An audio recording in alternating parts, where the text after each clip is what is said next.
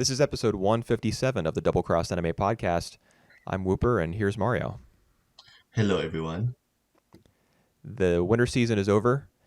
In fact, the very first new show of the spring season just dropped today on Subs Please. That'd be Mix Meisei Story, the second season, which we actually covered 3-4 years ago at this point. Maybe we'll do it again, starting in a few weeks. We'll see. For now, though, we're gonna talk about Vinland Saga, Trigun Stampede, and Kaina of the Great Snow Sea, which were the three winter anime that we watched to completion. Yeah, that's the plan. Yep. I don't know how I feel about it, but that's what we're gonna do. On the supposedly good ones from the winter 2023, Right. did that pan out really good? We will find out actually. I mean, I think I've kind of already made it clear from my tone that I don't think all of them panned out necessarily. Yep. I don't remember the I last time I guess it was just fall, right? Just a few months Yep. ago that we had a season where everything that we thought would be pretty good actually turned out to be pretty good. So this coming just 3 months after that was kind of a disappointment by comparison. But, well, maybe it's not really fair to make that comparison.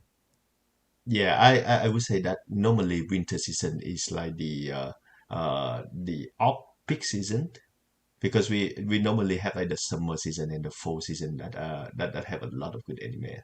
Well, it used to be like a long time ago, back before TV anime kind of exploded in like production volume. It was spring and fall. There were the two big seasons, Mm-hmm. and summer and winter were less popular. Like any show that producers or production companies thought might be a hit definitely did not land either in the summer or the winter because those are like the vacation Mm-hmm. periods. That's when people are off school because Japan takes, they have school year round, and they have like 3 weeks off in the middle of winter, like in January, I think. Yep. Yep. And and of course there's summer break as well. So people are outside like hanging out with friends and actually doing stuff. That's the theory during those times. Mm-hmm. But then Attack on Titan aired in the summer of 2013, and it was such a massive, explosive hit that I kind of feel like that strategy, that theory, that winter and summer are dead zones, kind of evaporated. It went out the window.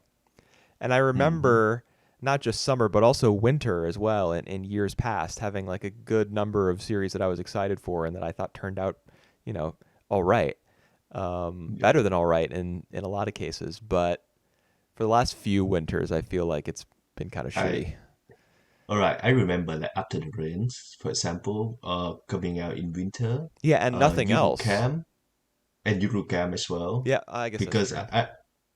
I remember like the feeling that you are in the winter season and you watch an actual anime about camping in winter, so that Right. Eurocam for you. That may have And been targeted. Like they may have done that on yep, purpose. So that's kind of a unique I case.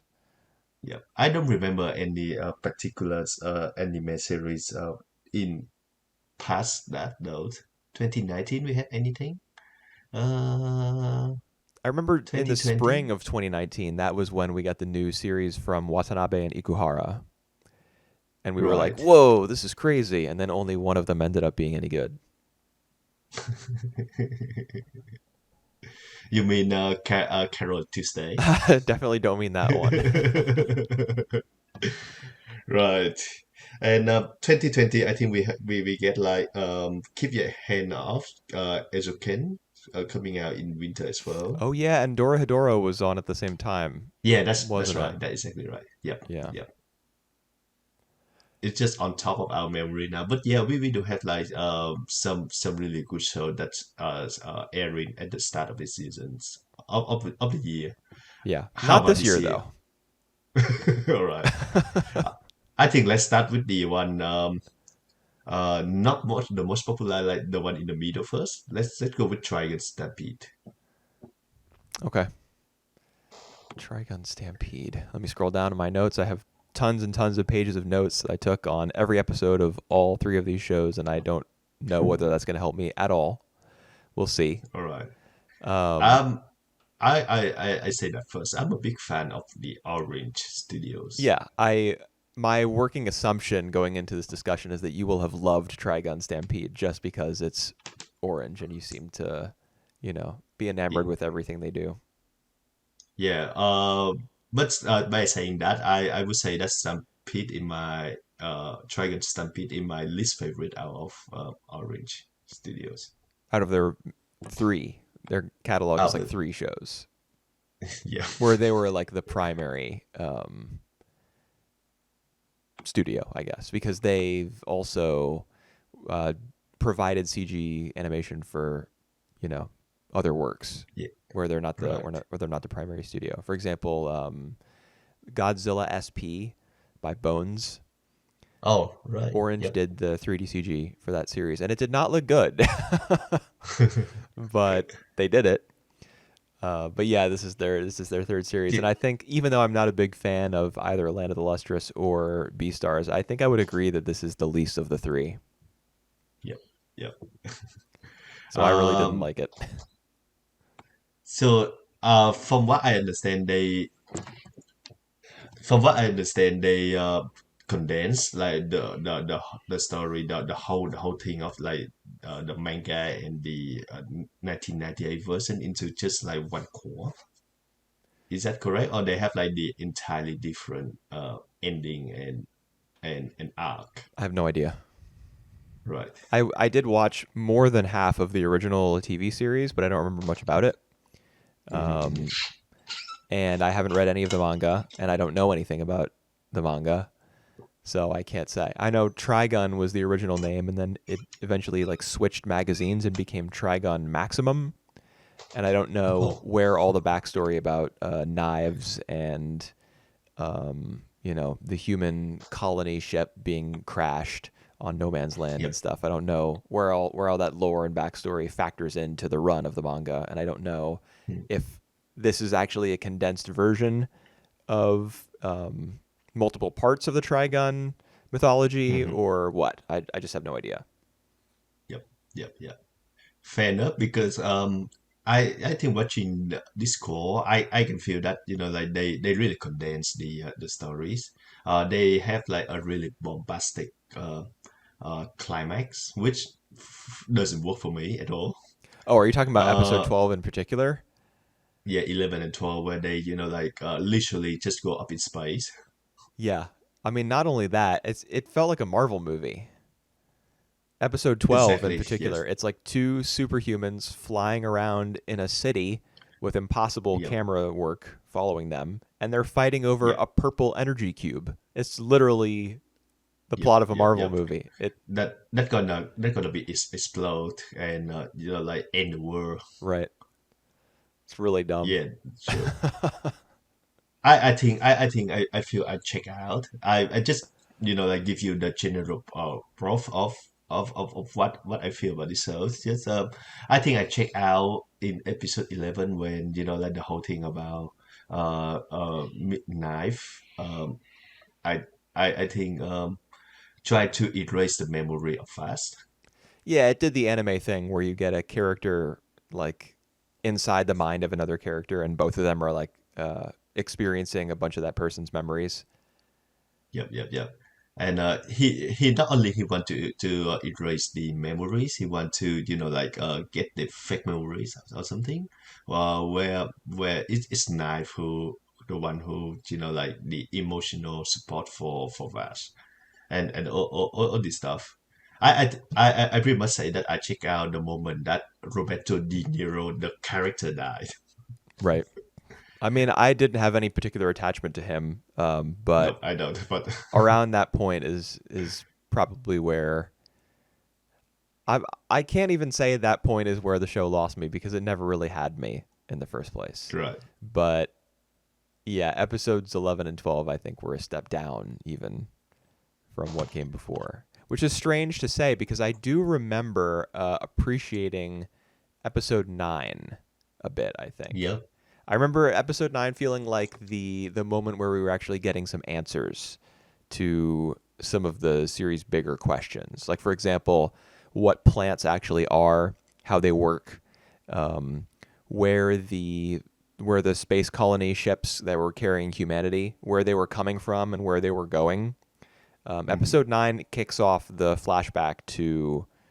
Well, no, it's actually episode 8 that kicks off the flashback to what Vash goes through, like how he grows up and his relationship Mm-hmm. with Luina and Brad, the two people, like his two Yep. contacts on the seed ship. Um, After he and Knives have crashed it. Knives keeps going on and on about how it was actually Vash who like contributed to the crash of that ship, Yep. like dooming humanity by stranding them on no man's land. And to be Yep. honest, I can't even remember how that's the case. Like he gives Knives And an access code or something. we don't get an answer for that. I think it's personally I think it's just some kind of like manipulation from Knife.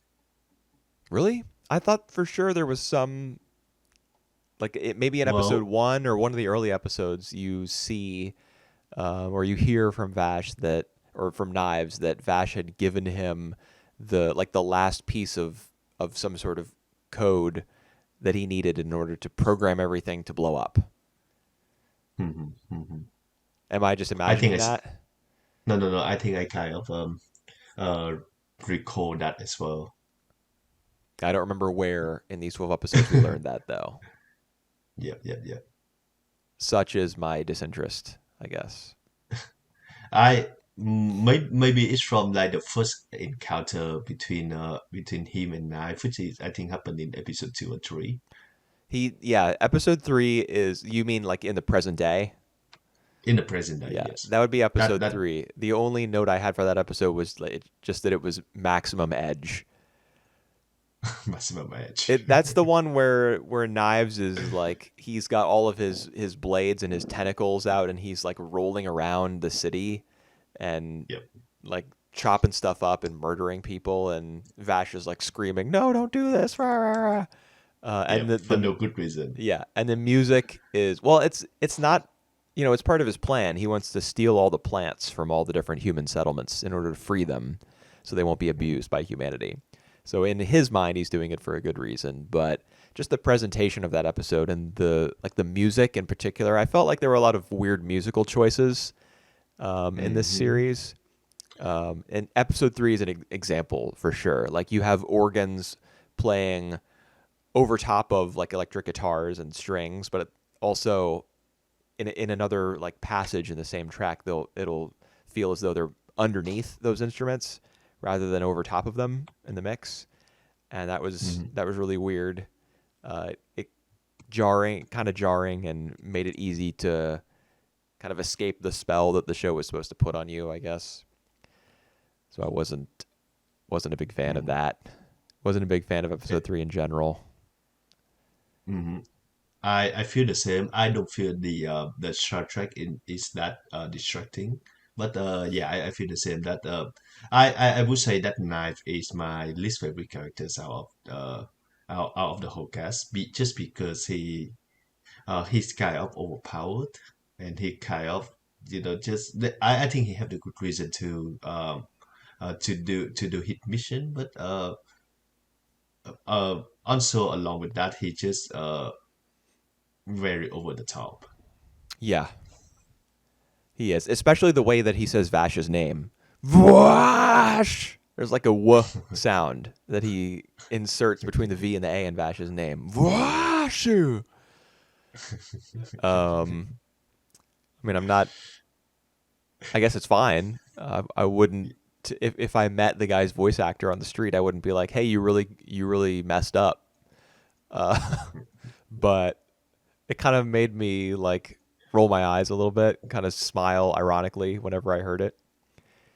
But I mean, that has less to do with the guy's performance, I guess, and more to do with the fact that I didn't really like his character or even understand what his mission was until 75% of the way through, uh, Yep, this season. And then when we yep. finally That's got those answers in episode 9, it was mostly Zazie the Beast, the worm guy, who explains it all by like sending a bunch of his worms kind of up into the sky, and they take the shape of a sphere and form the Earth. This is when Right. he's explaining, I think, to Roberto and Meryl, um, that humans came from Earth and that they had like used up all the natural resources on that planet, so they had to go into space, and that now with Uh-huh. without any water or anything, they had to, or they were abusing the plants in order to ensure their own survival, which is why Knives was so pissed and what lies, Mm. behind the events of the entire series. But it was really weird. Well, I don't know. I was at that point I was just grateful for anyone to be explaining anything at all. So it didn't I was going to say that it was weird that it was Zazie the Beast who was a kind of a second tier or third tier villain who was doing it, Yeah. but I mean, automatically one of my favorite characters as a result of the fact that he's telling me what the hell's going on. All right. Is your favorite characters, you say? One of them, yeah. All right. Just because How he doesn't talk in riddles all the time. how about the Punishers? That he come to join the cast like in I would say in episode 4. Wolfwood, you mean? And sorry? Wolfwood? Yeah, Wolfwood. Yeah. Yeah. I don't know. Don't really care much for him. Right. Well, all right. Because I think he's kind of interesting because he kind of like put into the cast, and then we learn later on in I think episode 5, later episodes, that he teaming up with Zazie the Beast Yeah. Well, in both he and Zazie are like pawns of Knives. They're that's right. cooperating with Yeah, yeah. Knives at least. Yep. In order to maybe destroy Vash, but I think his main motive is just like keep Vash out of trouble. Or we don't really know about his main motive at all. I think we do. It's teased towards in the last few episodes. His goal was to deliver Vash to Knives. Right. He has to keep him Right. out of I would trouble say. so that he doesn't die because they need Vash alive because they need his DNA so that they can Decode something. create the new human race with the help of that scientist guy. What was his name? It was Bob something Conrad. Bob Conrad, maybe. I don't really care about him. Okay. Yeah. Yeah, Okay. he's the scientist man with like the gear in his head, or Yep. just some sort of weird electronic equipment kind of sticking out of his chrome dome. Yep. Um, yeah, they All need right. Vash as like an ingredient for whatever procedure they're gonna do. They need him for the scene where the black tendril looking plant stuff comes out of his body and uh, wraps around all the plants that are in their cells. They needed him for that. That was All Wolfwood's right. job was to deliver him. All right. And in between the episodes, I I think like their journeys consist of like meeting some much strange guys that like that been modified genetically by that mad scientist. So we have like the boy named Rolo who like become a a Hulk, Right? and and basically he kills his mother, he killed everyone, and he blamed Vash for that. Yeah, I don't even to And be honest, I don't even remember which kid that was. Weren't there multiple episodes with like young kids? yep, yep. Uh I just about to go through all of them. oh, okay. Uh, the second one is the Wolf childhood friend, Livio, Right. who's they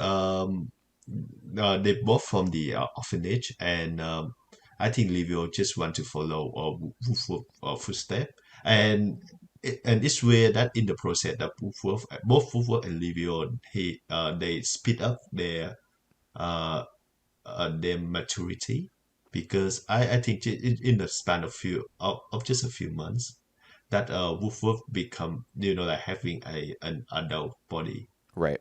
Is that right? Yeah, Yes. that's a result of the experiments that Bob Conrad was performing on them. Yeah. And Livio also like Oh, it's the boy. I'm sorry, it's Bill Conrad. I just saw on Wikipedia. Bill Conrad. All right.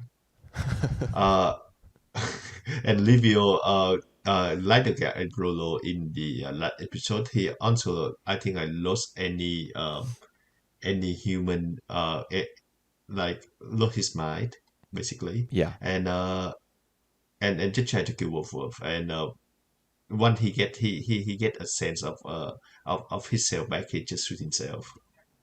So we going through this episode, like is explaining more of how like this was the technology goes wrong, how like and we get to know more about Vass and Wolf backstories. Yep.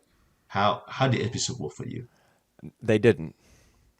I All mean, right. the fact that all the people that Vash met along the way just happened to be the victims of like that's what the show this is kind of why it feels truncated, or this is one of the reasons why these 12 episodes might feel a little bit too condensed. Despite not knowing anything Mhm. about the source material, as a first time watcher, you can just observe the fact that wait a minute, all the show is doing in its middle passage is telling stories about these victims of human experimentation.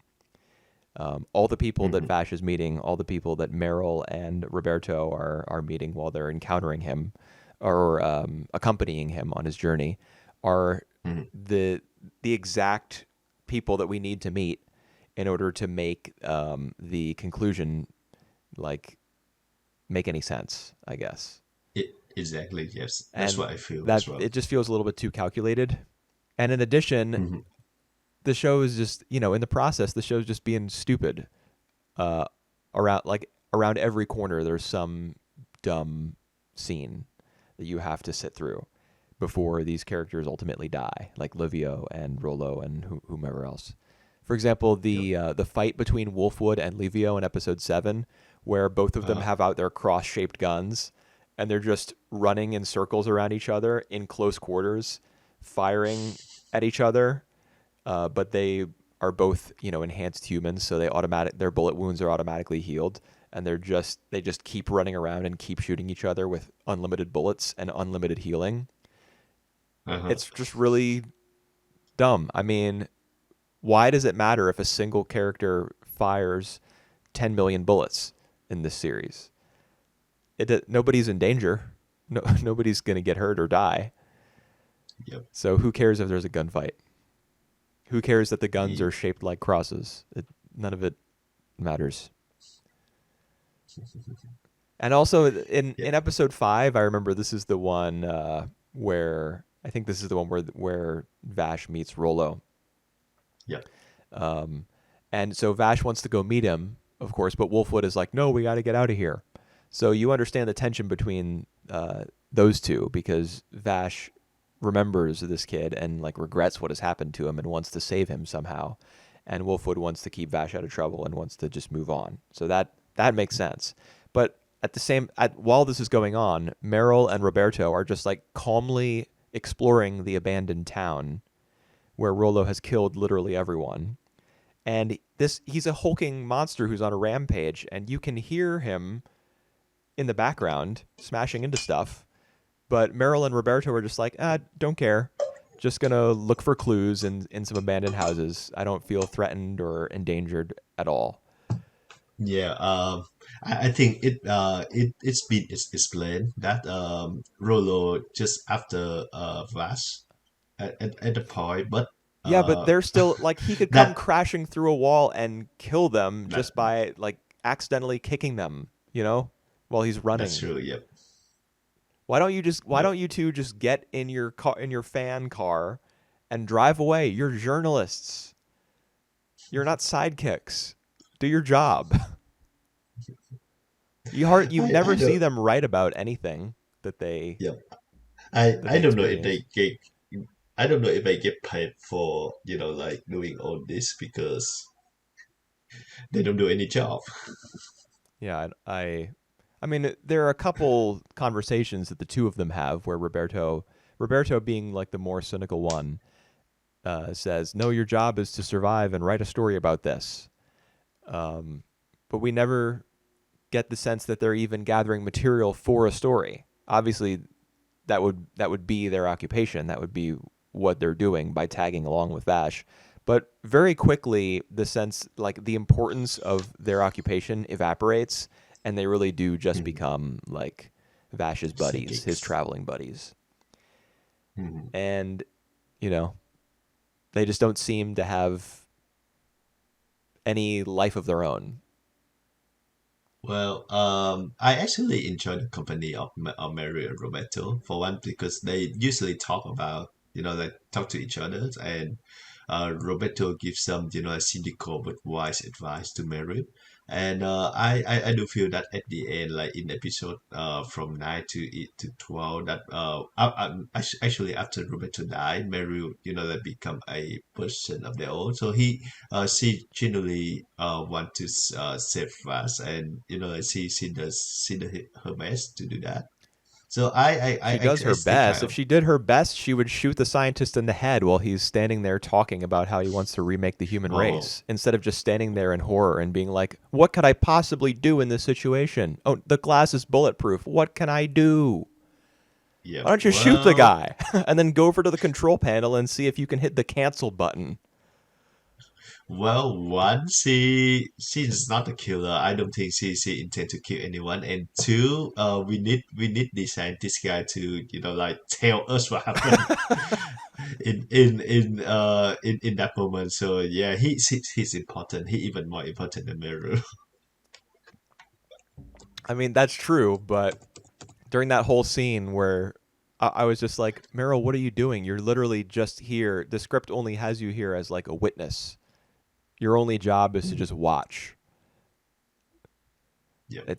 It doesn't, that feels bad. It feels bad to have a character whose only job is to just be there. Yep. And that seemed to be her job for the majority of the series. Also to complain about Mhm. things. I remember, especially in the Yep. early episodes, she was always complaining. "Oh, it's too hot.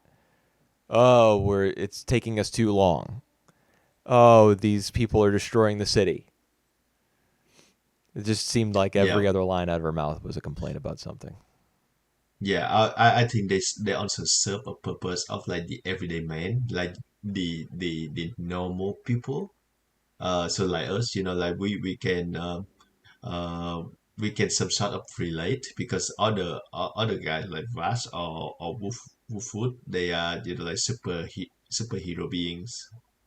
They're not even they're not even human. Like one of them, not even human. So it's kind of hard to relate. Yeah, but I mean, yeah, I that makes sense, but I didn't relate to their human characters either. You know, Mm-hmm. their Understand. jobs didn't seem to be of any importance. Their personalities to me were not that interesting. Um, just I couldn't get into it, man. I don't know what else to say. Yeah. Alrighty. Such a shame. All right. Just the last question then. How do you think of the production values? I by the end I couldn't even appreciate them. Like all the amazing swoopy camera stuff at the end when they were flying through the Mhm. city, Vash and Knives during their final showdown. I was just like, this is all a waste. Right. I Mhm. mean, it was all right. I do remember in one of the last couple episodes there's a scene where maybe Meryl hits Wolfwood with something, like out of annoyance with him or exasperation, and you see kind of the zigzag lines travel up his body, and kind of end at his hair, and his hair does the Studio Ghibli thing where it kind of stands on end for a second, then settles back down. I Uh-huh. remember when we saw the first episode of this show, both of us were remarking about the fact that Orange had figured out how to do some a little bit more cartoonish expression with their 3D Yeah. models, and I think we saw some good examples of that all throughout the progression of the series. Um, I think the Oh, ultimate example would be the one that I just brought up. I wish I could remember the context a little bit better, but yeah. in general, it's pretty impressive looking. N- Not even that impressed with how it looks, really. Personally, just the tech, how like kind of leveling up and allowing for more, more personality in the character animation. Mhm. I actually just come to the realization that like in the first episode, we are established that Vaz is a really a good shooter. Like with just one bullet, he can successfully negate like all these attacks. Well, aren't there Remember like a that? bunch of bombs in the first episode, and he shoots a rock Yeah, so yeah, that that's all right. the rock splinters into a million pieces and disarms all the bombs, something along those Yeah, lines. yeah. That's just so far out. Anyway, we don't really see Vash shooting anything in the last in the rest of the series, right? Well, we Oh, see him oh, shoot oh, his gun a zillion times in his showdown with Vash in the last episode. and it Nothing doesn't comes of hit it. anything, right? Yeah, Right. it doesn't. Not Okay. a single bullet that was fired in this series. Well, that's obviously incorrect. I'm sure somebody died as a result of a gunshot, but the percentage of like if you count the number of bullets that were fired in this show, if Yeah. someone were insane enough to do that and you figured out the percent of them that actually injured someone, it would be like Yeah. 1%, probably less. Well, there's a bunch of like the soldiers. I think would get hit and would be die because of it, maybe. But yeah, for the our main characters, it's not. Yeah. They're too strong. Guns don't even matter. And yet everyone has them. Even the main character who's like a super pacifist. Yeah. Alrighty. Yep. Not saying that I'm still enjoying most of the time. I just feel like yeah, I did check out at the last few episodes, so it's the same. Eh, it's all All right. I right. mean, there's going to be a season 2. Maybe Is it? yeah. Oh man. Okay. There's no way that I'll be watching, but maybe Trigun fans will like the material that they want to see adapted will be adapted, or maybe the storytelling will be a little bit different as a result of whatever gets covered by the second season. Who knows? Yep. All right. Because knife is dead now, right? So they I mean, I think I about it. They could I just thought bring that him back. They could create another mad scientist character who finds his DNA or something, and they just make a bunch of clones of knives, and they could do whatever they want. It's super sci-fi. that that that's true. All right. Let Kaina or Vinland Saga. Which one do you prefer to talk next? Let's do Vinland Saga. I think. Right. Let's do it. Let's do that. Vinland Saga season two. Yeah. So this is If the what would you call it? Like the prestige anime of the season, I guess. uh-huh. But it's a lot of high concept stuff. Yeah. A lot of human drama. It's a I, historical series, so I try to sense your whether you like it or not based on what you just said, like the tone of yours, of what you're saying. yeah. Uh, I would say you feel like a little tired, get tired of watching this, or I mean, was I just it was like water in the desert after watching Trigun Stampede and Kaina of the Great Snow Sea. So right? I like it well enough, but I especially given how people label certain manga series as belonging to like the big three of particular genres or demographics or whatever. A lot of All people right. Yep. consider Vinland Uh-huh. Saga to be like one of the big seinen manga along with Berserk and Vagabond. All Um, right. so people think of Vinland Saga as like a once in a generation sort of manga. And I just, I have no way of knowing whether or not that's true, not having read it. But I just Mhm. really wish that the adaptation, that it were not being adapted by the guy who handled 3D CG for Attack on Titan. I wish that guy had not found his way into a series directorial role. I wished that during season 1 of Vinland Saga 4 years ago, and I still wish it now. Right. I have no problem whatsoever with the visual. It it is not something that would blow my mind, but it isn't something that that distracting me from watching it. So, can you tell me again what your issue with the CG No, the animation? CG not really a big deal in my book. Hmm.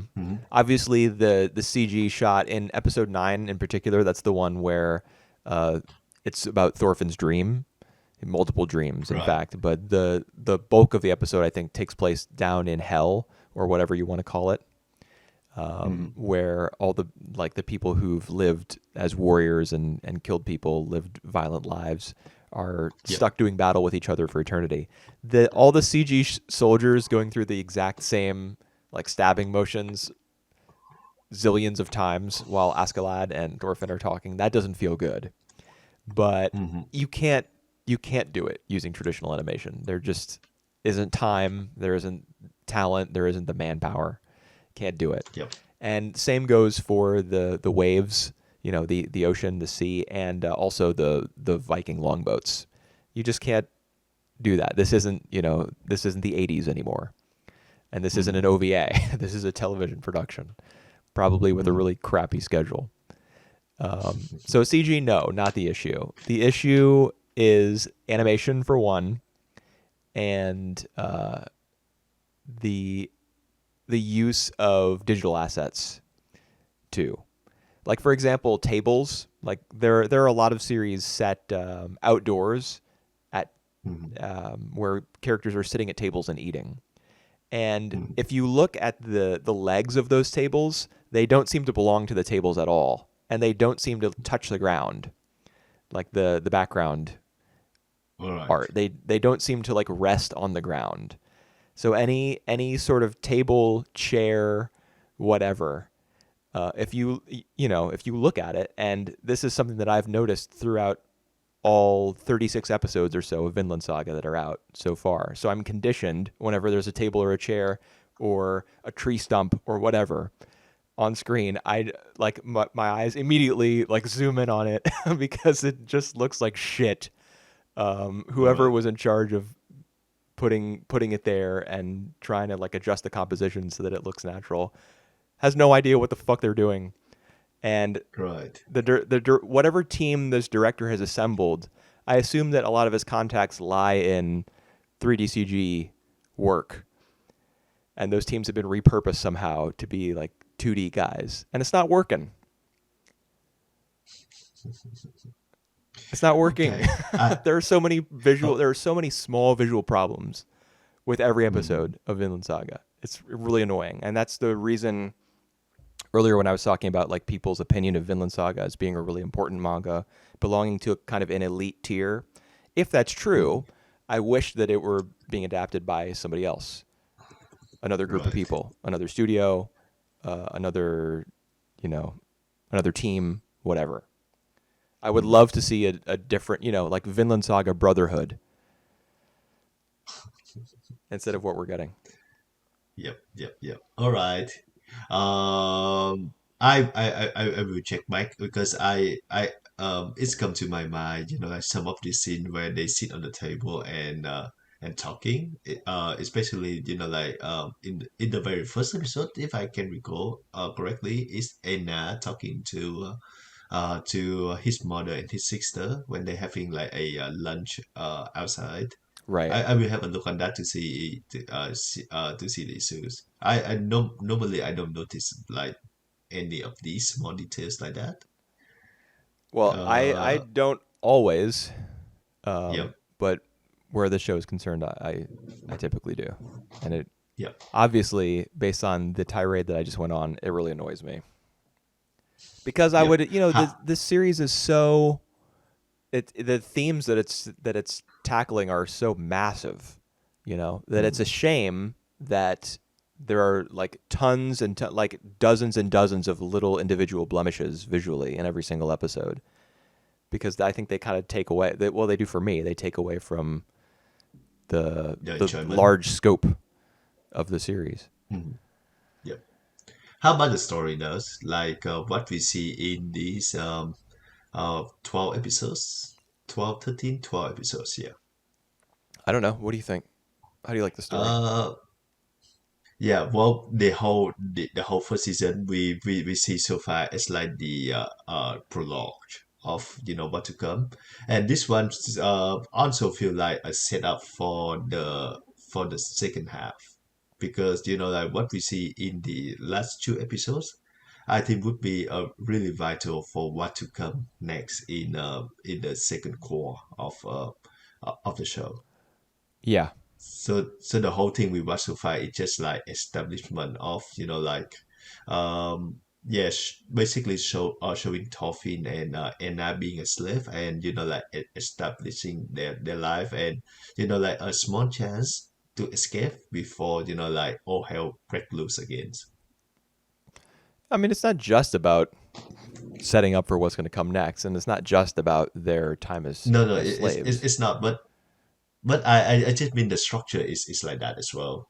I don't It think so. also it Right. It's also about Toffin as well, where he's like at multiple point in this season, he telling uh Anna and the audience that he feel empty.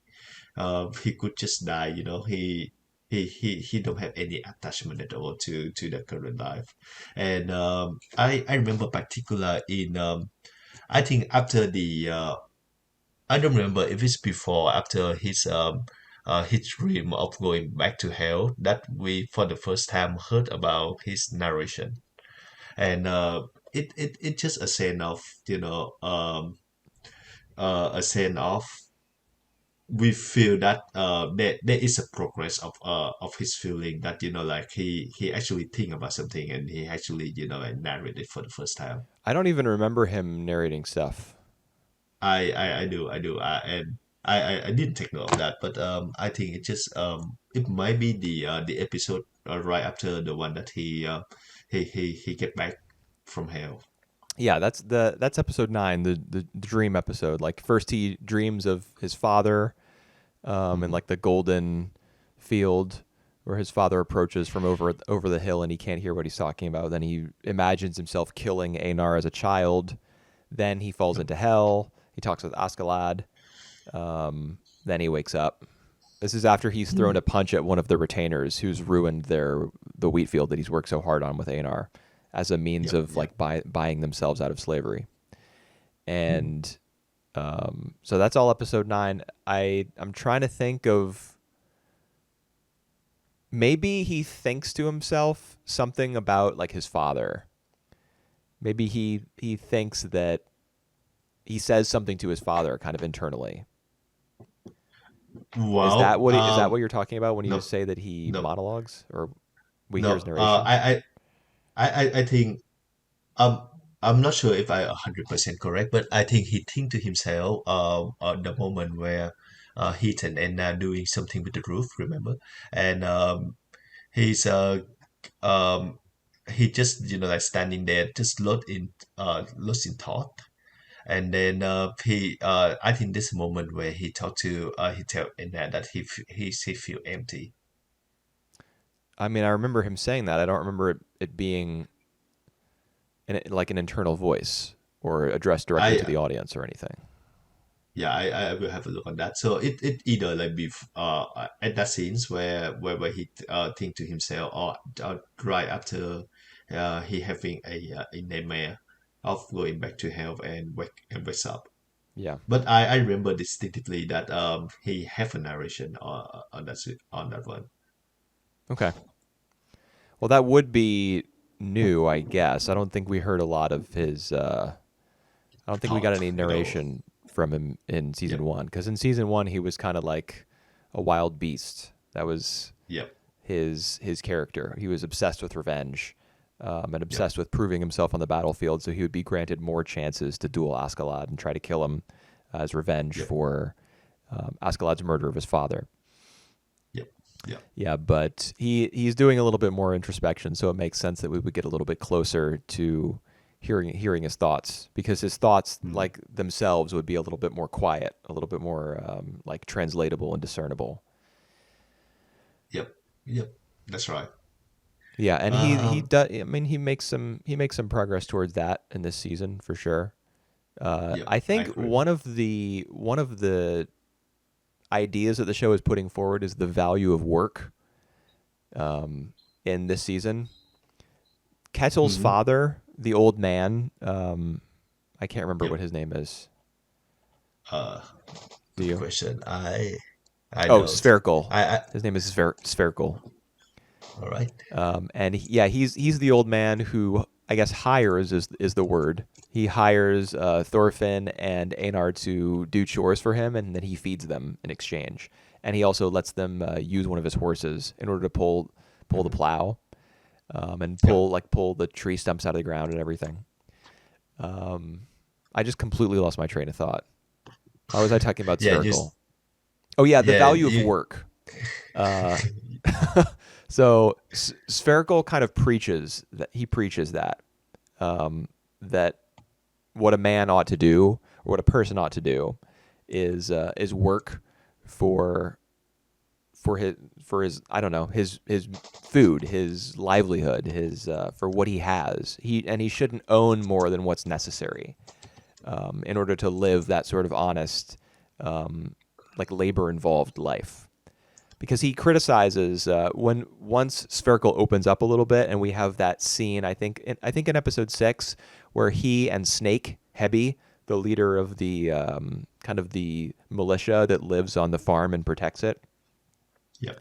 it's Having a Spherical. conversation.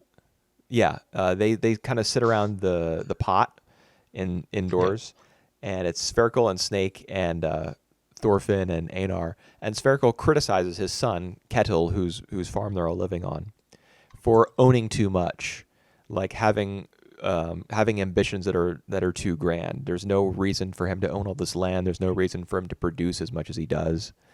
Um, what you rather than trying to own as much as you can, what you should do is work as much as you can, Hmm. so that you can provide for yourself. Because that's all that a man needs to do is provide for himself. I think that sort of lesson is kind of being worked into Thorfinn's philosophy, his outlook Hmm. a little bit, because Yep. if he's truly empty, like if he feels like he has no reason for living and no purpose, and if he's going to go as far as to just stand still while one of the militia guys who lives on the farm is going to give him a million cuts with his sword in one of the early episodes. I really Hmm. hated that scene. Thorfinn just Oh stands there man. and lets Yep. him like stab him and swipe at him and everything. What the hell are you Yep. doing? He doesn't do anything. I know he just stands there. Like Yep. I didn't really. I don't think I took away from that what I was supposed to feel. Um, Uh. but if that's how empty he is, he needs to be filled up with something. And I think what Yep. he's filled up with is the desire to work and to learn And about how to work, like how to repair a roof, how to grow wheat, how to do this, that, and the other things that Einar already knows, and that he can learn from him as the two of them grow closer together. So I think that's a big part of what this season is about. and I would say more to that is the power to protect as well. So now that like he has something he love to do, he have like a farm that he like put his like 3 4 years worth of effort to there. When when the enemy comes, he would like maybe want to protect like all this and the person that he care for as well. Yeah, I think that's going to be something that's paid off once Canute and his 102 men, 32 of his own men, and 102. 70 of Floki's Jomsvikings, apparently. Wow. 102 Yep. guys are going to show up on the farm, and this will be Thorfinn's opportunity. I mean, but the thing is, Thorfinn has sworn off violence. That's true. I think that would be very interesting to see, like with what sort of method that he would do to try to protect the farm. Yeah, it is. Like we were just talking about Trigun Stampede in that series. Vash is kind of the same Yep. way. When Knives Yep. confronts him with the fact that humanity are, um, they're just like resource hogging monsters, and they care for themselves first, and every other species and every other planet second or last. Knives is like, there's no way we can coexist with them. They all suck. They destroy anything that they have that's good. Vash is like, well, then if they hunt me, then I'll just run. And then I'll just run and I'll Yeah. keep running and I'll just run away and I'll run and run. And then eventually, when they've like kind of forgotten me or forgiven me, I'll just quietly head back with my tail between my legs and live alongside them again. Is Yeah. that what we're in for with Thorfinn? No, Because I hope not. no, I no, no, hope no. not. I think he would be more like Rurouni Kenshin. Remember How that so? guy? Yeah. Um, he would have like his blade, like going backwards, so that he would still use his skill, but not to the extent of killing anyone. Well, but Thorfinn hasn't sworn off That killing. He's sworn off violence. right. He's like very clear about that when he makes his big announcement to Einar. From now on, I'm not going to be violent anymore. And I mean that was his dad's message as early as the first three kind of prologue episodes of the first season was like, there is no one who it's okay for you to hate because Mhm. no one is your enemy. No one has any enemies whatsoever. We're all one people. Um, and there's by extension, what you would take from that is you shouldn't be violent towards anyone Yep. for any reason. Like all conflict really is kind of just an illusion created by the fact that we live in different places and speak different languages and have different customs. Um, but that's that all of that is kind of secondary to the fact that we're all human beings and we should all be cooperating in order to live the best, most honest lives that we can. Yep. If you really and truly believe that, you kind of end up, I think, if you take that to, if you extend that logically, you end up being a Vash type character. And this Mhm. is a series about Vikings. And we just saw the violence get kicked up multiple notches in the last couple episodes, where Thorgil, Mhm. Ketil's son, and what's the guy's name? Olmar's brother, is like killing Yep. people left, right, and center for Yep. his family being like disrespected, I guess. Yeah, I just felt a lot of like very interesting ironies in this episode that we watched. Uh, you just mentioned about how Smokel um saying discontent about his son having too much lands. Yeah. And it's something that will come to buy Fatu back. Uh, like because he ultimate land, that's why Canute he want to take this land, Right. and that's create like the whole conflict that we see in the last two episode, in episode 11 and 12. Yeah. So that is very interesting. And also yeah, and also the fact that yeah, I was thinking of something now. I lost my train of thought.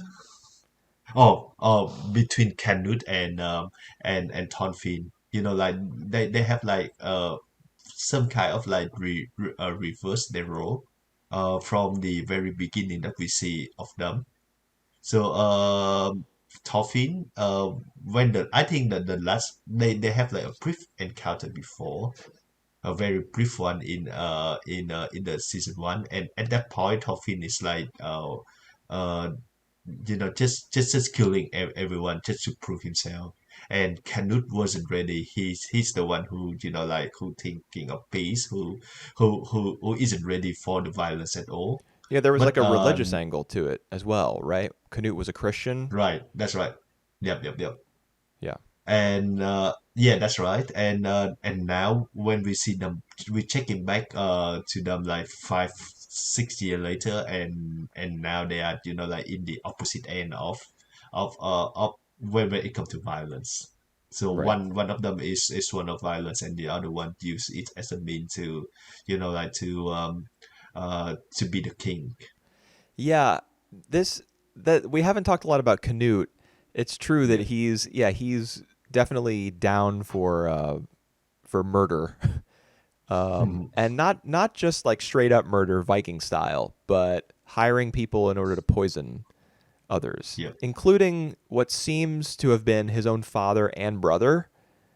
No, wait, no. His Not father, Askeladd, killed his father, King Sven. That's right. But I think we can assume that he poisoned his brother, and then that's not just like uh, Sven taunting him in his imagination, where when his dad's Yeah, yeah, head yeah, like yeah. appears from the ground, and those And those scenes look so awful.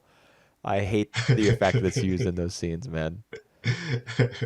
all right, I for one, I agree with you on that. Um, on the visuals. Yeah, and it is implied that uh, Canute father's King Swind. All right, I don't know how to spell his name. Yeah, that's right. Um, he did the same method when he was a king. Well, he poisoned people. He poisoned.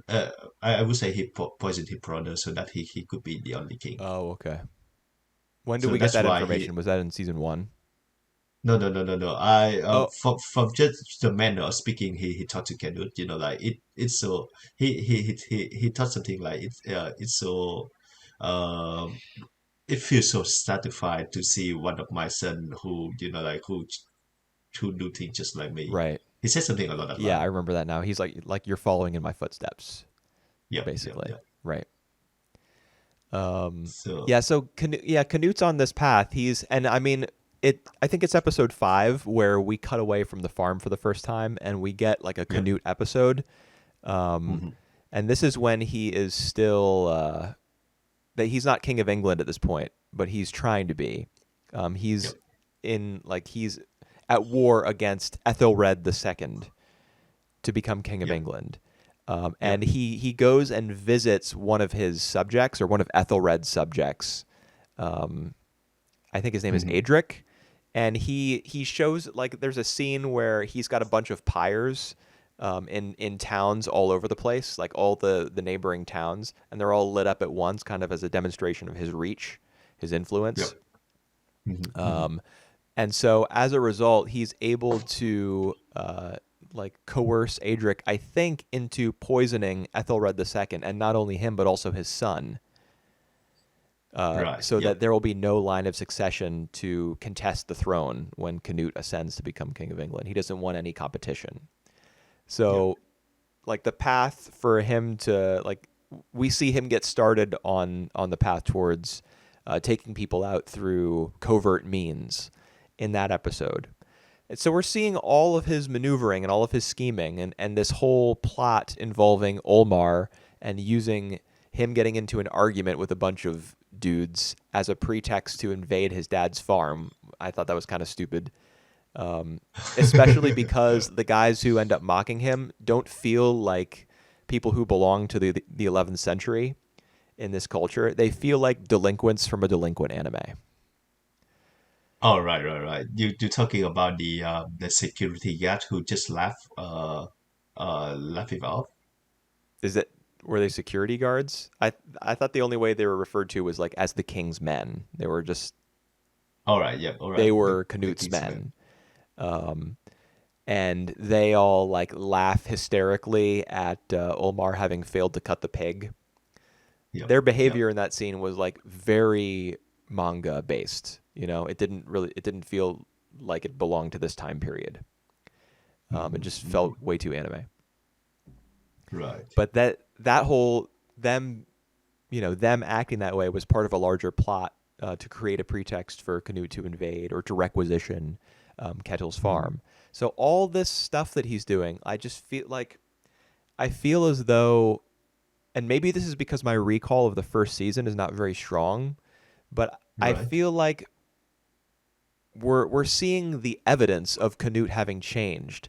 But I'm wondering like what was the impetus for it? Why is he so obsessed with power now?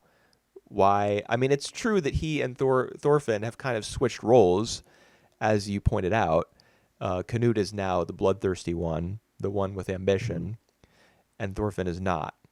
And it's cool when two characters kind of switch positions like that. Hmm. You know, that's like a classic storytelling move. It feels good to observe Hmm. that and see how characters change over time. But I'm not really convinced. that like regarding Canute's transformation. Why is he? I mean, it's Yeah, true that he's well, king now, and it feels good to be powerful and everything. But what's the deal? Where is this all coming from? yeah. I think we did get some shot of like a more explore to Canute at the end of the first season. Where he does something to prove himself. I don't exactly recall that context, Well, he's the one who but kills Askeladd, right? Canute is. I'm not really sure I'm actually. pretty sure because do you remember How Thorkel, how did he like the kill? most Yeah, how did powerful he kill Viking? Ascalon? Yep, yep, Thorkel. yep. I remember talking. Thorkel says he's like Askeladd is mine. If anyone's going to kill him, it's going to be Yep, me. And then Canute it ends up being the one to kill him as revenge for Askeladd killing King Sven. his father. Yeah. Yep. And so then at the very beginning of this season, in the first or second episode, there's a scene with Thorkel. It's the only scene he's gotten all season. And he says to Mhm. Canute, like, you're on thin ice, boy. You stole you stole my prey from me. You stole the opportunity to kill Askeladd. That was mine, and you took it away. Yep, And yep. he's like implicitly threatening Canute. Like, I'm the most Hmm. I'm like the baddest bitch there is. I'm the strongest one, and if you don't, you know, if you don't, I don't know, give me the juiciest kills as a result of your position of authority, then I'm not going to be your man anymore. I'm going to take my soldiers and hit the road. So that's how that scene was actually how I remembered that Canute had killed Askeladd. That like clued Right. me in when Thorkel said that. Jeez, So yeah, I mean, jeez. My memory. I I remember, don't even recall that. Yep. yeah. Oh, well, it was a while Go ago. ahead. You know, that scene was 3 months ago, and then what that scene was calling back to was, like 48 months ago, nearly at this point. Hmm. What was I talking about? Oh yeah, but so E- yeah, it's true. Canute he demonstrated some ambition. Like he steps up and kills Askeladd, and Askeladd even kind of engineers that situation. He kind of mhm, leaves the fate of Wales, which is the country that he comes from, because mhm. he's like the true king of Britannia, Yep. Yep. uh, and Wales is the country that he wants to protect. So he leaves the fate of Wales in Canute's hands by creating this opportunity for Canute to kill him and establish protection for Wales as a in underneath kind of Denmark and England, the territory that Yep. he is set up to reign. But what about the interim? All the time between all that. I don't know. I think I just Yeah. don't have a strong enough memory of season one, like how Canute I changes during the latter half of that season. Yeah, I would just say that like being at war and killing a man chase the man. So it's like it's like Canute become stronger and more bloodthirsty because of that, and maybe it will happen to Omar as well when he now successfully kill a man. Right. Yeah. What happens with Olmar's character? I mean, I'm not that interested at the currently because I feel Uh, like it was kind of goofy. The whole secretive plot with Olmar being set up to fight these guys who are making fun of him, and a yeah. coin getting fired into the eye of his opponent in the duel by I don't know, one of Canute's like operatives, I guess. Hmm. I felt that was all kind of silly. So as a result, I don't really care about Olmar very much right now. But yeah, I think there is potential for his character to, like he could be a Thorfinn sort of character. He could turn into, and plus there's also the two examples within even just his family of his father who lied Yep. about his reputation as a Hmm. powerful Viking, and his brother who actually is that big badass Viking. Yep. So he could even just Uh, right there, you can see the two paths that he might take. And I mean, I guess it could be pretty interesting to see which one he follows and how. yeah. I actually initially thought that like there would be a scene where Catil had to like confess his lie That may to uh that may still to come. yeah, to the elder brothers, that like it's a shame for him to do that. But now that you mentioned that, I think that uh the more likely scenario would be he confessed that to Omar, Right. about that, and with the message that there is no shame at all of like of being a coward, you know. Right. But the thing is, Omar might not take that very well.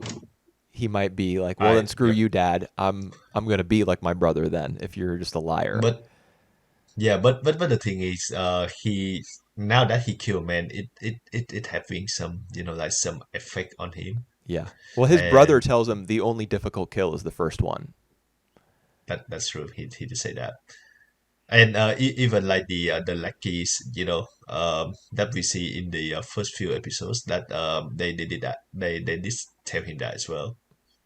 Oh, maybe it was them who told him that the maybe it wasn't Thorgil who said the only difficult kill is the first one. Maybe it was those guys who kind of formed that little militia on the farm. Because there's that Yeah, scene but where they're all drinking together, yeah, and they're trying to egg him on to kill one of the slaves because they're like yeah. seen as expendable. But Tokyo also the Tokyo tell him that he cannot back off from being ridiculed from others, so he have to fight back. Yeah, So he either kill the other guy or he would die. So that Tokyo message. yeah. He's of course it's like the opposite of what his father believes, what Thorfinn Yep. has come to believe this season, what you can assume that the author of Vinland Saga believes. Mhm. But I just don't. I just yeah. What is going to happen with Thorfinn being like, I'm swearing off violence from this day forward. I'm Yeah. gonna I'm gonna be a hard worker Stay and I'm gonna clean. love Yep. everybody. And what are you No, he gonna didn't do say when that. 102 people come to this farm and try to kill everybody and take it for themselves? Yep. Like, That's true. That's gonna be interesting. But we haven't actually talked on about Thorfinn and Anna, like two of the main protagonists of this season, the first score, at least. yeah, I don't know. They They're all right. buds. They are seen, yeah, but they are since it that when Edna come to learn that Thorfinn was from like from the world, being a warrior and being uh the same type of person that would kill his sister and mother. There's a scene. There's a I think in episode 4 5. Not sure, but he tried to strangle Toffin to death. Yeah, that was episode 4. He considers it. He like gets on top of him, puts his hands on his neck. But Thorfinn Yep. during that time I think is dreaming, and so Having a nightmare. yeah he wakes up from the nightmare Yep. as that's Uh, going on. yeah. I would say that that scene doesn't work for me. It is so bad. It's not good. I definitely when I watched it, I remembered thinking that it was a little too like labored over. Um, Yep. but looking back, I don't think I really have any issue with it because Right. the show was just trying to make the potential conflict between Einar and Thorfinn like as massive as possible. By posing the hypothetical scenario where Thorfinn could have been, in another life, in another circumstance, he could have been the one to kill his family. Um, they just wanted to make that hypothetical as like real as possible for Einar, so that Mhm. it would be as big a hurdle as possible to overcome, so that their friendship would feel stronger as a result. Yep. Like they'd been But really tested, the two of them being so different, coming from different places and coming from like enemy factions. I guess they wanted that to yeah. be as they wanted to make a big deal out of that, basically.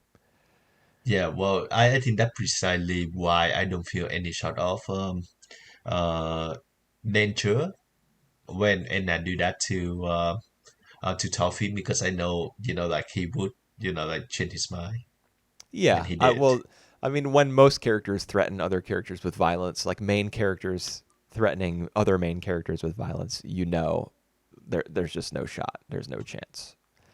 Yep. Like the Trigun Stampede big battle at the end. Is there any chance at all that that Vash is going to die? No. He's in no. There's no risk whatsoever that he'll be hurt. Like maybe his arm will get messed up and he can't use his cool green looking arm anymore, but he's going to be fine. He's the main guy. Yep. Yep. Same with Yep. All right. the scene where Einar is thinking about killing Thorfinn. Mhm. But that's All that's all right. right. It's all right. Yep. And Anna has a love interest. Yeah. What's her name? Oh man. I got it written somewhere. Let me see if I can find it. Yep. Let's see. I'm not sure I'm going to be able to.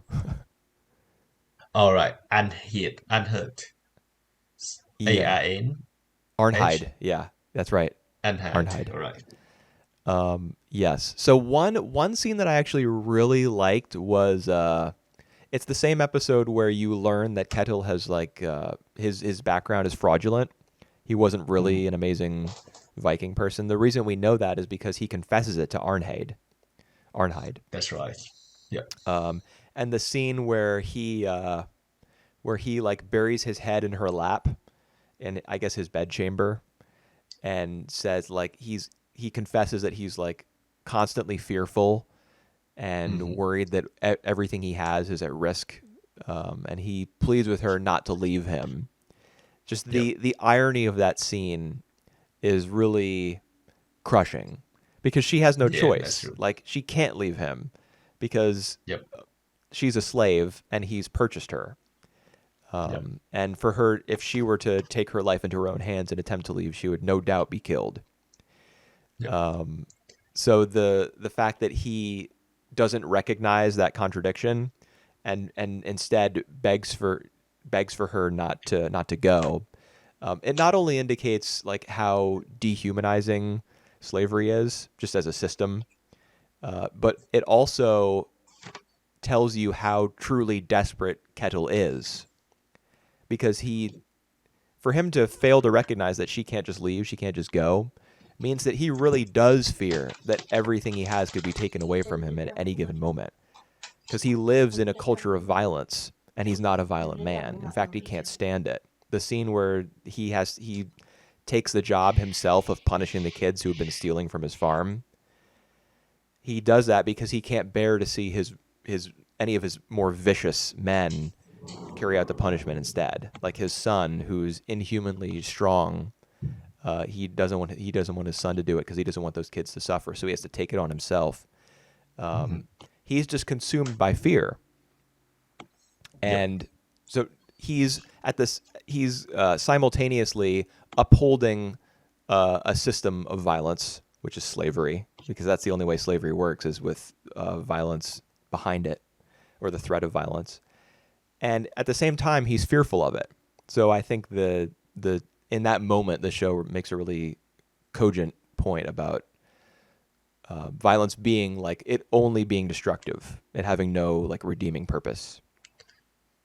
Yeah, and now that I think about that, I think that's like Kettle, like thought of slavery is kind of advanced for his age as well, because the way that he treat Thorfinn and Edna, and he offered them a chance to be a free man. Right. Just like Pater, right? One of the guys Yeah, on the that's right. farm, Yep. the one who Yep. investigates the I wheat field and finds like a little button from one of the retainers' clothes or something. Yeah, he actually he is a good guy at the moment, but I something tell me that he not what he appeared to be. Pater, really? So, mhm. I haven't gotten that sense at So all. Interesting. right, well, I we mean, have to hit a second call yeah, to see, push is going to come to shove when Canute's men show up on the farm. So Yep, everybody's true nature will be revealed at that point, including Pater's. We'll see what he that's does. true. That's true. That's true. So yeah, I think we're gonna have a very interesting second call to look forward to. Hopefully, yeah. But I mean, this season, and I mean, I haven't seen like the Fire Hunter or Hikari no O. Yep. Buddy Daddies, High Card. Reventure. Well, that show I watched one episode and I was out. But yeah, All that's right. true. I haven't seen that either. There's a bunch of shows that I haven't seen and I haven't compared Vinland Saga to, but it seems to me that Vinland Saga is kind of standing head and shoulders above everything else this Yep. winter. But when the second core airs, um, you know, starting in a few days, I guess, since we're in Yep. the spring season now, it's going to have way more competition, you know. That's true. So If I don't know if I'll get that same effect of Vinland Saga not being terrible and me being like, ah, yes, I appreciate this. Yep. Even with like the second seasons of a few show, Vinland Saga already has some competition. So we have like mixed second season. We have Osama ranking, Yeah. and we have Gundam Witch from Mercury, Demon Slayer, yeah, yeah, that's right. And etc. What else? yeah, Ancient Mage's a lot. Bride. Yeah. See, so they have it have a lot of competition in this crowded season just for like sequels alone. Yeah. I mean, I don't know how many of those that I just listed I'm going to watch, though. There's no way I'm watching Demon Slayer season, whatever, 3. I still keep up with that. Oh, God. All right. Props, I Uh, guess. I will. all I'll keep right. watching Vinland Saga, though. Yeah. All right. Let's go with the last show. Kaina of the Great Snow Seas. Yeah. So this is, what is it called? O Ooyukiumi no Kaina. Yep. Um, man, this show was not good.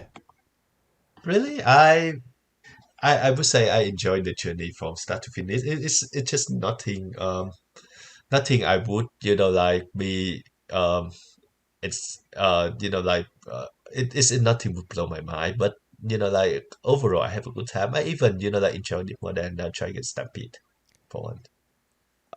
Oh man, really? That's kind of weird to me. Is it? Yeah, I thought this show was terrible. Oh wow, right. All right, run through me all that, man. I don't know if I can. I mean, it's just like when the whole house is rotten. What are you All supposed to right. talk about first? All right. I mean, I'll start at the end. Like the conclusion is completely unsatisfying. The goal was to get water. The goal was to solve the water crisis. Yep. They don't do that.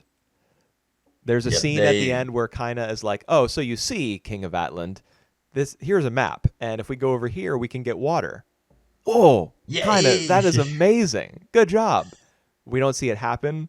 We don't see Yep. how civilization, how life flourishes afterwards. We don't see their struggle to try to set up a system where water can be distributed to everybody. We don't see any of that. It's just about the war. It all it comes down to at the end is the super evil one-dimensional uh, admiral of Valgia pilots a giant robot and is defeated by Kaina's massive laser blast from his bark cutter that makes no sense whatsoever. Well, How did it fire that gigantic laser? how did he just put out in the max volume and fire it and it worked. The You thing was know, clearly a little it handheld tool for it's called a bark cutter. It's meant to cut like little divots in trees. It is not meant to destroy giant robots. yeah. That was dude, I can't imagine the writing process for that scene. Like how did they arrive at that? Well, he has like the ultimate weapon, which is like some relic of the past. It actually kind of whimsical to see that the relic of the past in this series is always something like more powerful than what they have. But this is not a whimsical show though. It is not. Yeah. Speaking of that, they just have 11 episodes. They could very well like having an epilogue episode 12 for dedicated to them finding the water in that great spy tree. I think that's what they say. Yeah, the Great Spire Tree. But Well, there's not going to be a 12th yeah. episode, but there is going to be a sequel film. Oh wow, right. It's going to be, according to Wikipedia, it's going to be in theaters October of this year in Japanese theaters. All right. All right. I'm up to watch that actually. Yeah. Well, maybe in that film we will see. I mean, I don't know that they would necessarily spend a bunch of the beginning of the film being like, okay, and now we're going to put this pipe here so that the water can come out into this person's house. But maybe we'll see like the effects, the result of Yep. however this civilization down here on the Snow Sea is like remade now that everybody has access to water in theory. Yep. That would be All great right. for all those people, but dude, I All right, I tell you what I like first. I like the settings. I think the setting of like the whole civilization rely on the uh like surround the big trees and rely on that. I think it's a very cool idea. Um the idea of like the great technology that it lost through civilization, and like now they have with just some relics and they have no idea what that functions. It is a good thing as well. The I don't get the idea of Kaina can read the map. I mean, he can read it because the sign keeper up on the canopy taught him to read, right? It just like just a couple of sides. It just let's say it's just a hundred sides that the sidekeeper have. So that just mean that Kaina can only read those words. He cannot read words. I mean, but He we don't cannot. see any actual words. I mean, it's not really equivalent to the way that we think about reading or language. They've got a different thing Right. going on. It's just Yep. like symbols.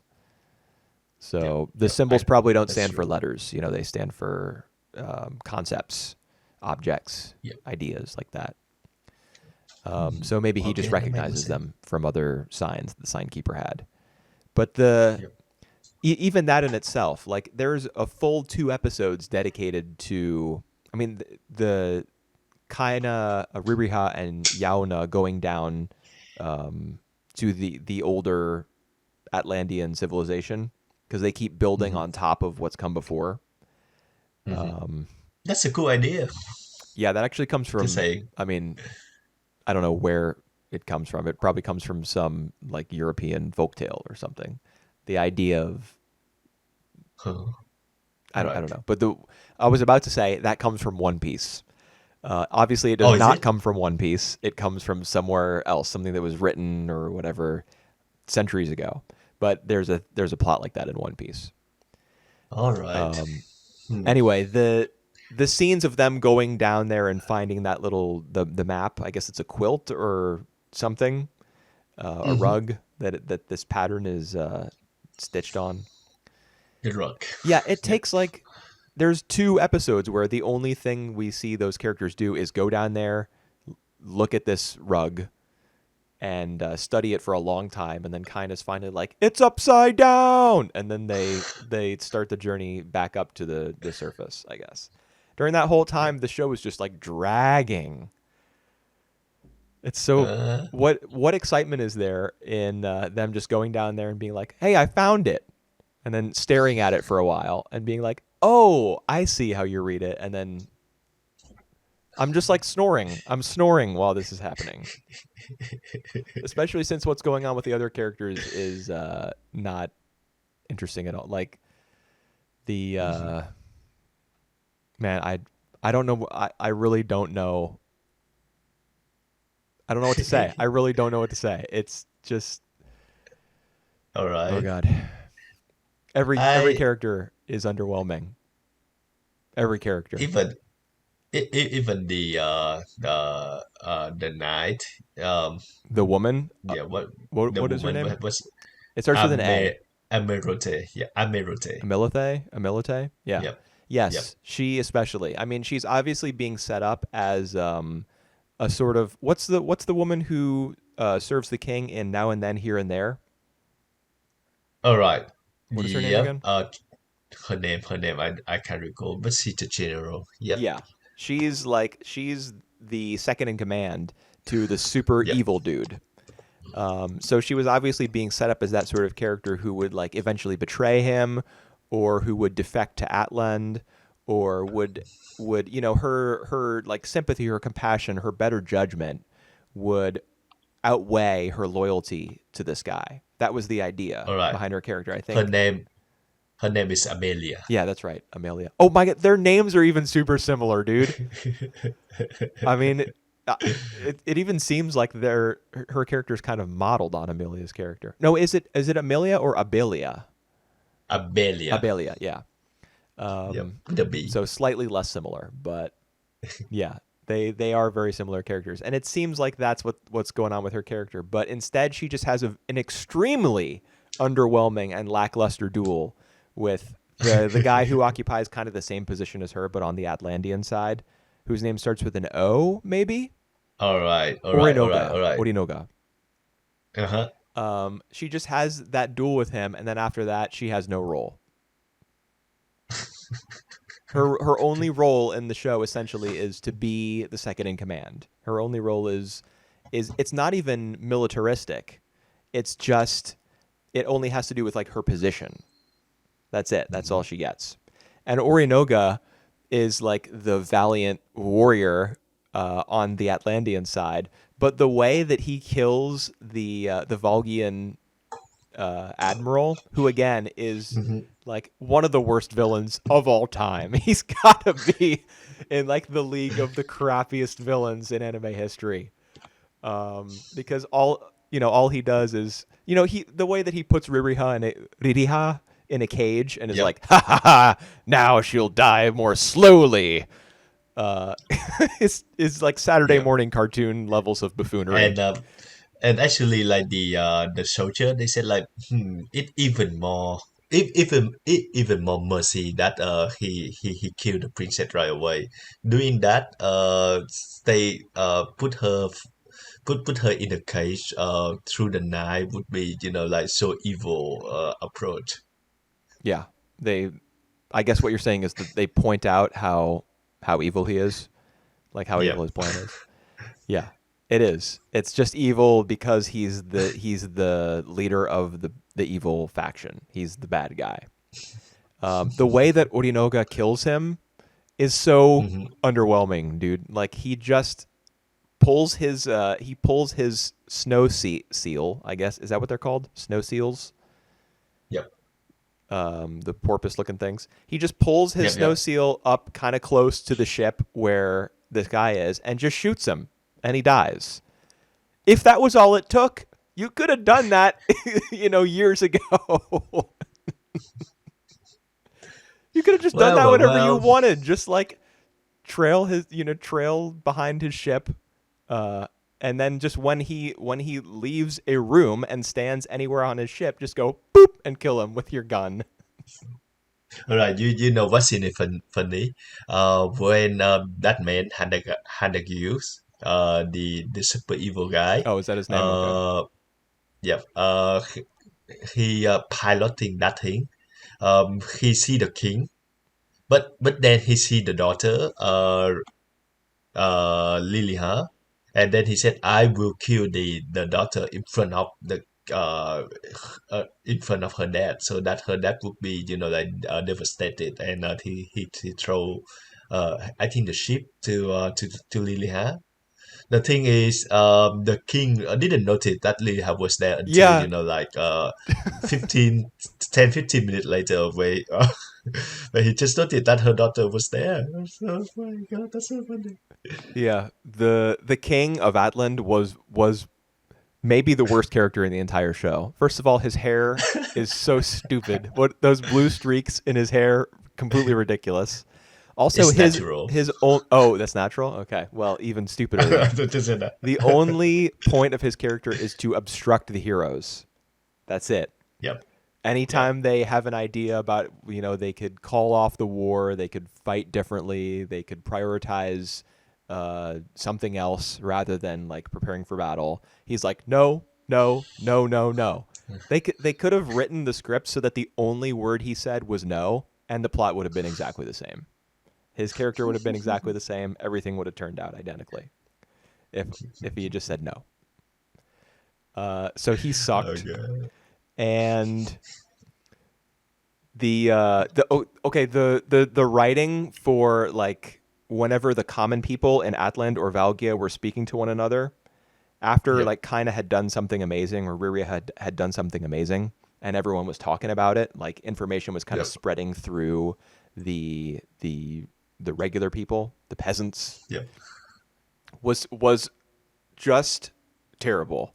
It was so terrible. The dialogue would sound like this, and this is quoted from, not quoted directly, but I wrote this down as I watched one of the episodes. I paused and recorded every line, an Yep. approximation of it. Yep.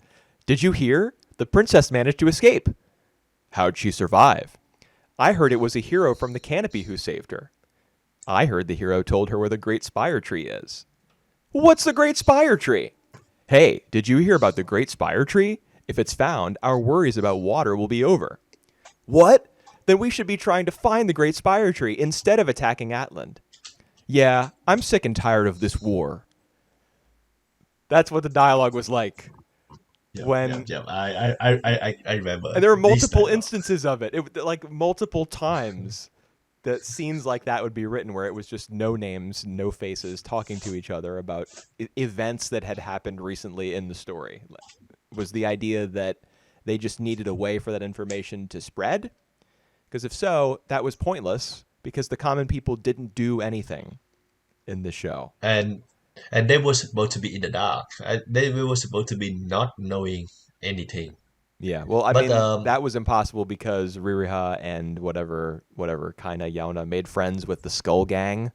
Those people who were yep. like, Yep. "Put Yep. your Yep. hand on the skull," even though them befriending them makes little to no sense because their little sister was about to be executed in place of Ririha, and they weren't going to do anything until like they got into a little squabble over it, and then Ririha was like, "Oh yeah, I guess I should stop this girl from getting her head chopped off."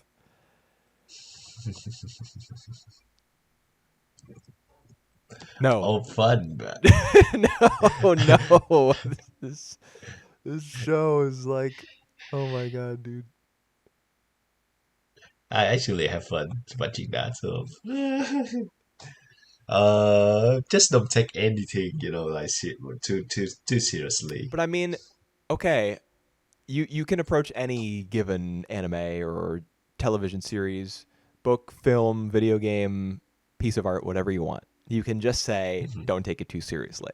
And of course, that's a great way to have a good time. But Yep. What? the setting of the show, as you said, is by far the best thing about it. It's very well realized.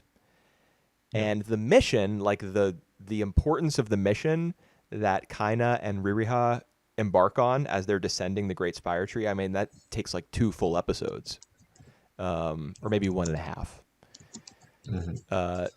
to get down there. And they're like, we gotta save this, we gotta save our people, we gotta save this planet. Everybody's gonna die. There's not gonna be any more water in this very fascinating world where the scarcity of water is highly believable because of how the setting works. So then once you've established all that, it's time to take things seriously. Like the show invites you to take it seriously by having put so much thought into the planet on which it happens and the context of the war, the reason that Valgia is going around and conquering places because they want their own people to survive. Like this is serious business. And then they just decide that, well, we're going to kill the ultimate villain in a really goofy way where you just shoot him once from a distance, not too far away, because you see him on a ship and he's not guarded and he's dead. And before that, there's 2 episodes of him being in a giant robot throwing stuff. And the ship is Yeah. the That. giant robot's destroyed by a laser blast from a thing that's only meant to cut little tiny handholds in trees. I just can't. I Yeah. can't The do it. the thing is, like with the giant robot, he could do many things. But what he did instead was just like just throw things Yeah, and even throw his ships. Yeah, he does throw his ship at Ririha in order to make her dad sad, even though he wouldn't have cared. Let's be real. Oh, darn, my daughter died. Well, at least I still have my son. He can be king. Uh, I mean, what did the robot do realistically? um, It did throw the he could. ship, and it threw some other stuff, and it I think it was the way that they broke through those like log looking things, kind of like a Yep. fence that was protecting Atland. They broke through it with that. But I mean, Yep. he didn't like walk forward and stomp all over all the buildings.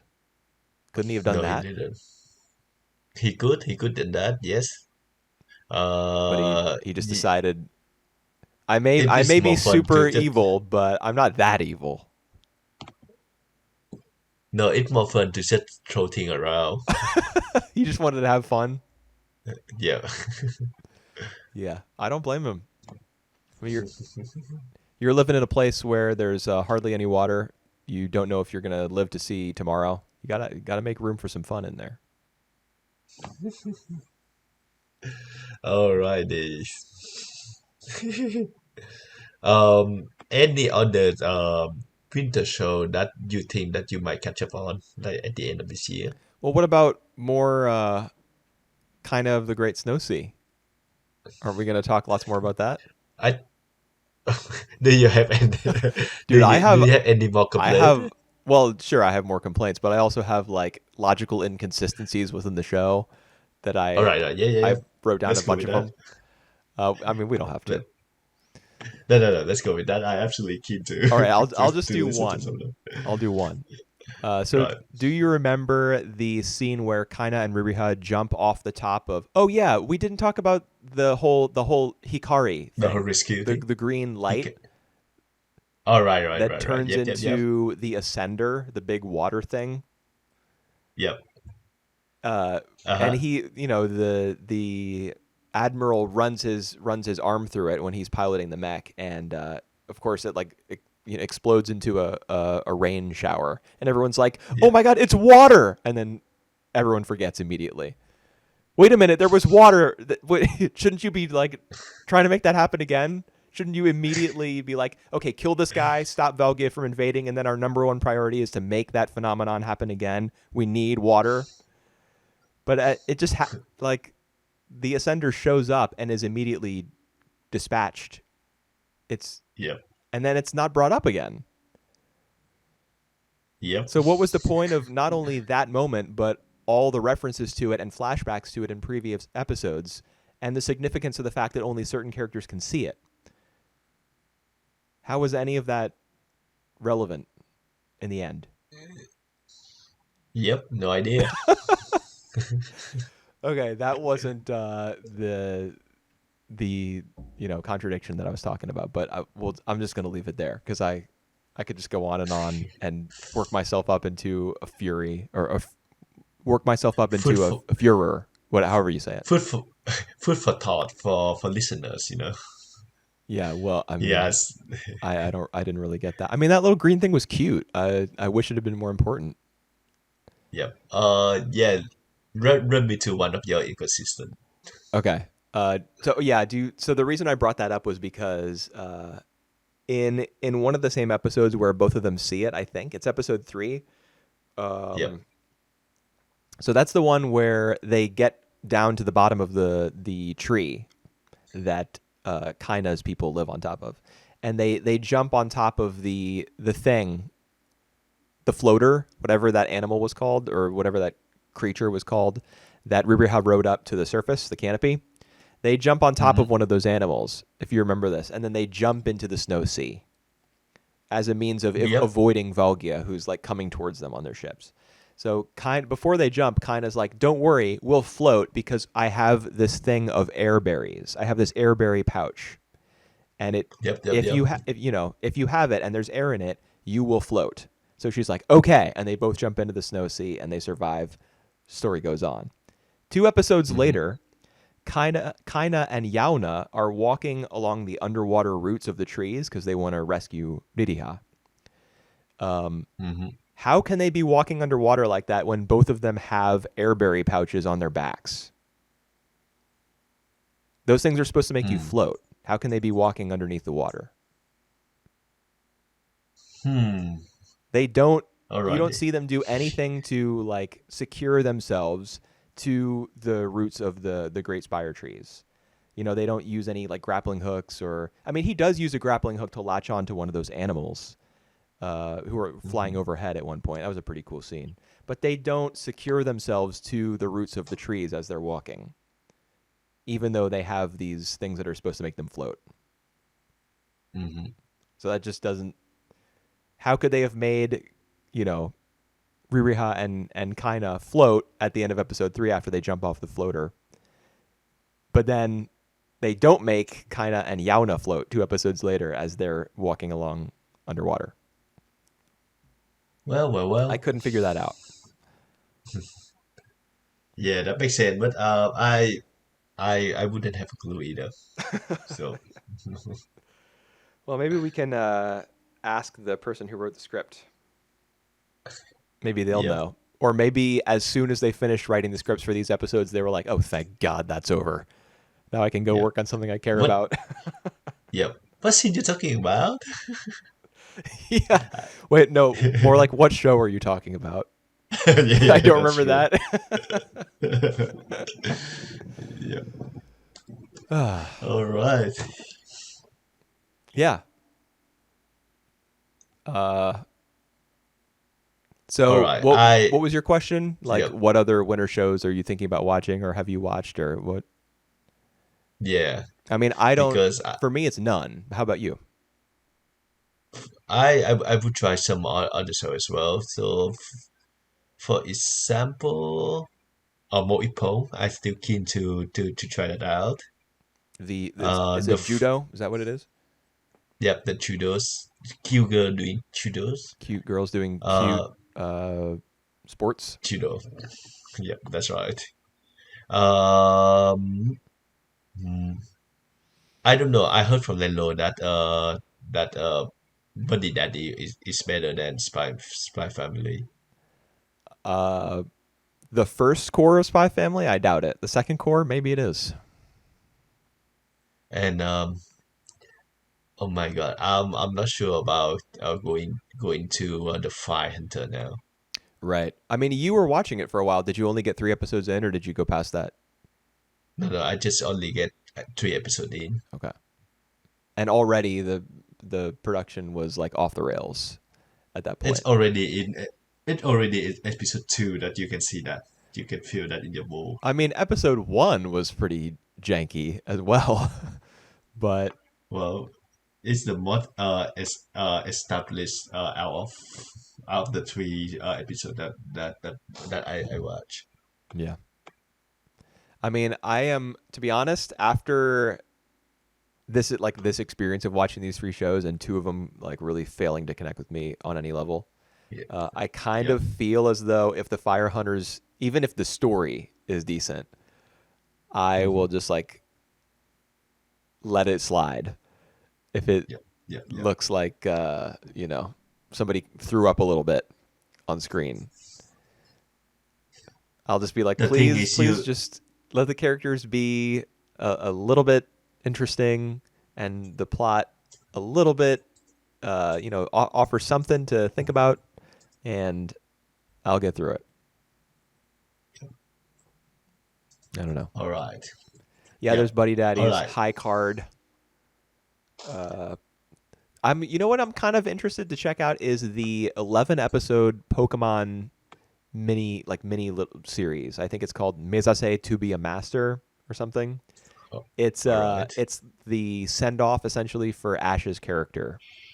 You know, the main character of the Hmm. Pokemon series, Ash, who has Pikachu and all that. Yep. Yep. Yep. Yep. Uh, Yep. All right. the anime is being rebooted starting this season, this spring, and Ash is no longer the main character. Um, Oh man, he been there for a while, so yeah. So there was like a little chunk of episodes that were supposed to be like a farewell to him and kind of looking back on the history of the Pokemon anime. hmm And I mean, I'm kind of interested in watching a little bit of it to see what approach they take. Yep. Because it's kind of significant that they would be like, well, it's been 25 years of Pokemon. This is goodbye to like the character that you've been traveling with for so long, you know. And also Agretsuko season 5. Yep. So there will be no more Pikachu as well. I don't know. Well, that's the thing. Pikachu's like the mascot, so I don't know if the new main character will also have a Pikachu or what the deal is there. Um, Hmm. I'm kind of curious about that as well. Yep. Yep. Like how, Huh, just from a very marketing interesting. perspective, how what are they gonna do? Alrighty, I think let's wrap this season off. And we will have the next one in 2 weeks about what our favorite activities. The first episodes. First impressions, yeah, Uh, yeah, right up. That's right.